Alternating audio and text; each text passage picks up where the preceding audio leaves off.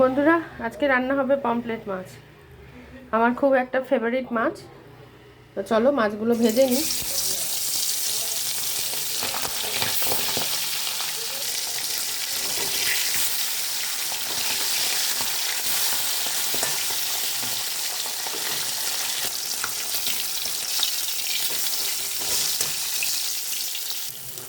সব মাছগুলো ভেজে নিলাম।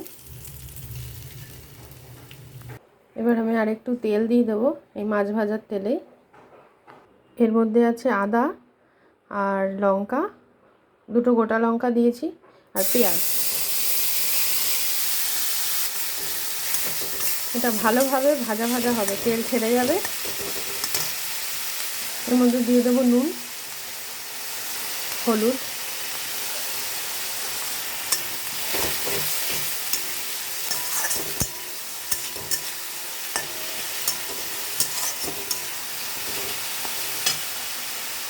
দেখো বন্ধুরা তেল ছেড়ে দিয়েছে।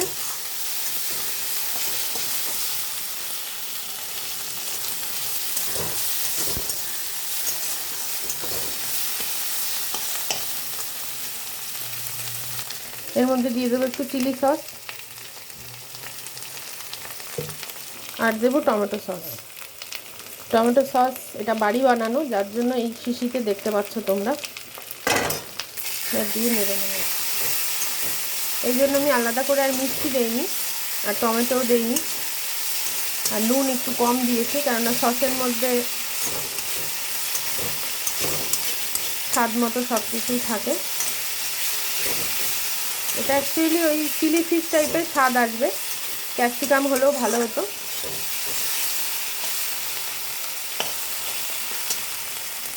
এটা আরও 2 মিনিট নাড়ার পরে আমি দিয়ে দেবো একটু জল।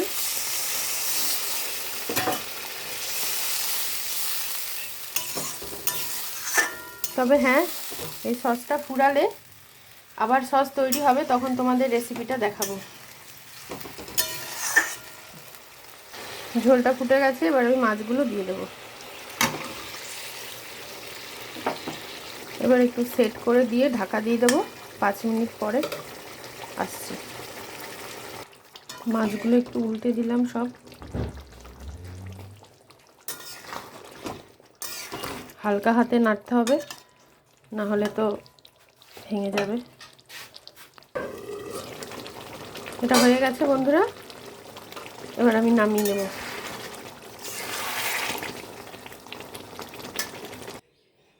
এই যে নামিয়ে নিয়েছি। আপনারা কমেন্ট করে জানান কেমন দেখতে হয়েছে।